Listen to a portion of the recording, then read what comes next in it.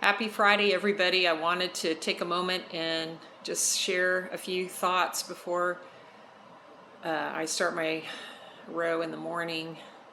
Right now, as usual, I like a real quiet environment, so I don't turn the television on, I don't listen to music, I don't really do anything but just listen to the silence because my brain needs to sort of have a data dump, and so I can then absorb all the energy I have to, so I can try to stay awake as long as I can and row as long as I can.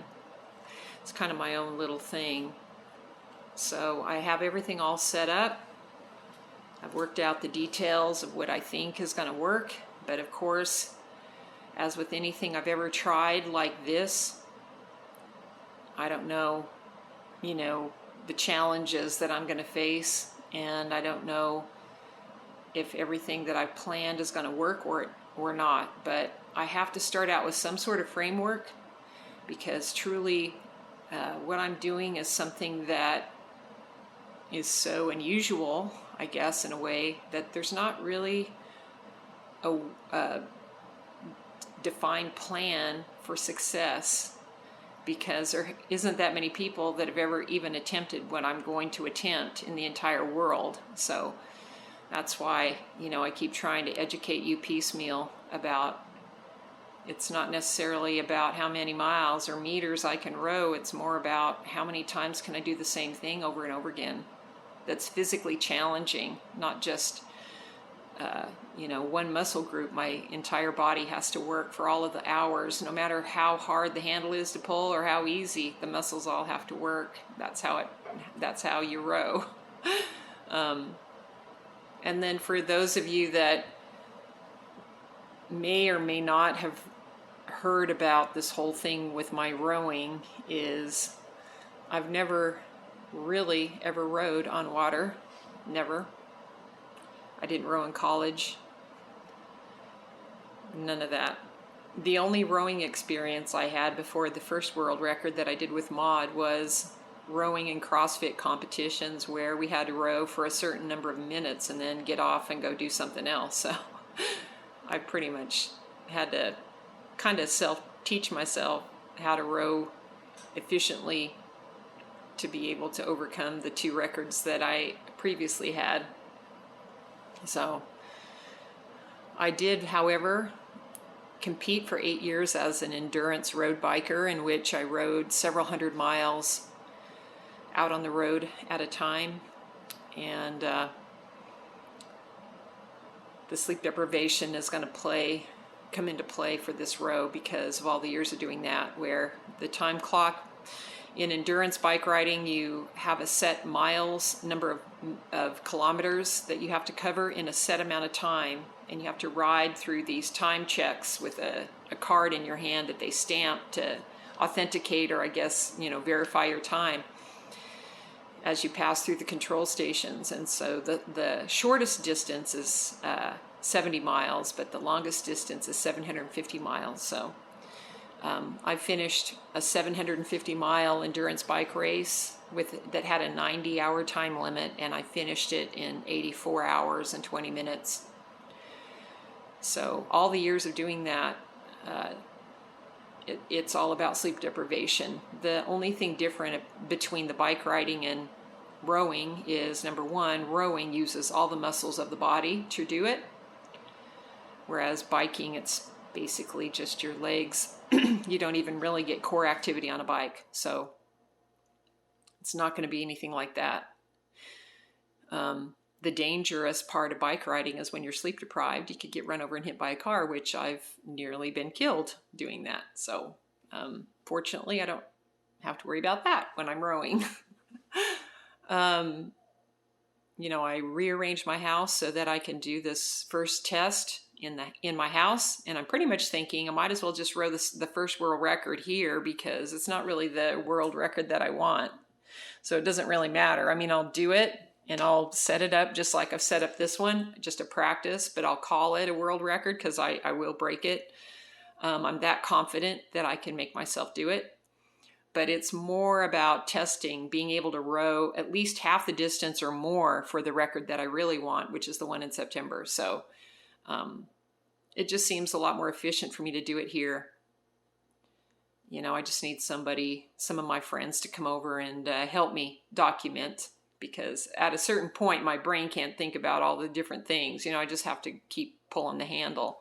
So I have I'm sitting in front of the television, and just like with the 1,000,000-meter world record Maud and I just watched, we just tried to find something that was super stimulating to try to keep us engaged in some level after the days, because I'm telling you, your brain, first of all, going back and forth over and over and over again, that stimulation is just, I mean, I literally remember falling asleep on the rower in the middle of the night.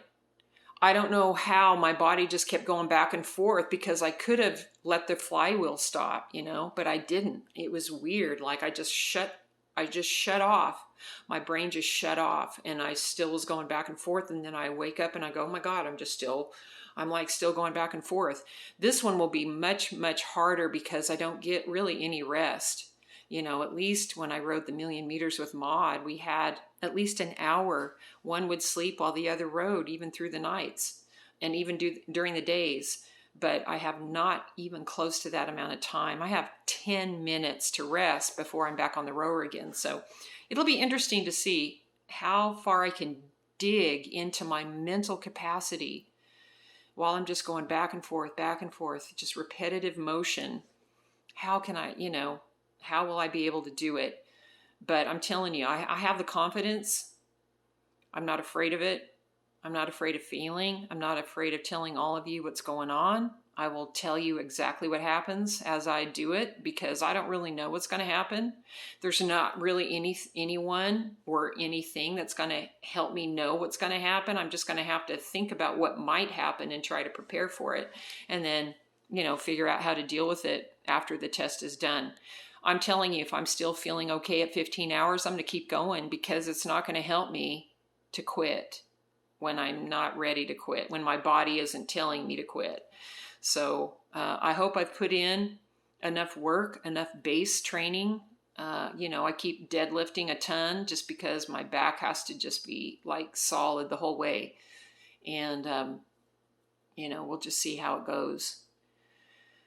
I'm going to have a massage around 5 o'clock. That's about, 11 hours prior to the row, just to see if it helps my left hamstring and my left patella, whatever that is, hip flexor, straighten itself out. Jill worked on me pretty hard, but we don't know until we have some information to go on. So, that's why I'm trying to do everything I can to try to document everything, because I'm not going to do this. This is it. This is how I'm going to know what I need to do to prepare for the two world records.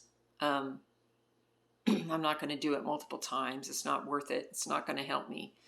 So it's not going to, help me at all if I shut down before I'm ready to. I need to go until I cannot go, until my hip flexor hurts so bad I can't pull the handle anymore, or that I'm so tired that I just don't feel like it's necessary to keep going. So it might be more than 15 hours. So in the middle of the night, if I decide to go beyond 15 and you don't want, just shut your phone off. Don't let me interfere with your night's sleep, because I'll just keep going. I'll row into the night. I'll row until Sunday morning if that's, what it feels like I should do.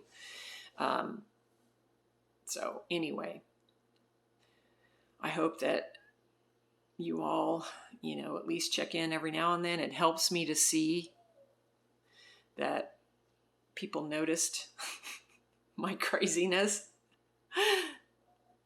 But I understand if you have a weekend full of plans, do it.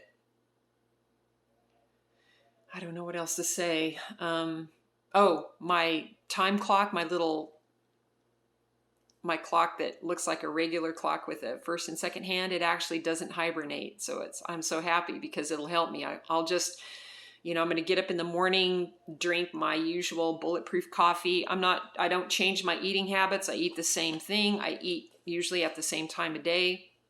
there's no reason to do any kind of performance nutrition other than just eat the same on the same schedule, because it's not about how far I can row. It's not about how hard I can row. It's just how long can I keep doing this over and over again. So it doesn't make any sense, or, you know, it's not wise to try to change up something. You know, whatever I put in, it's just got to carry me through.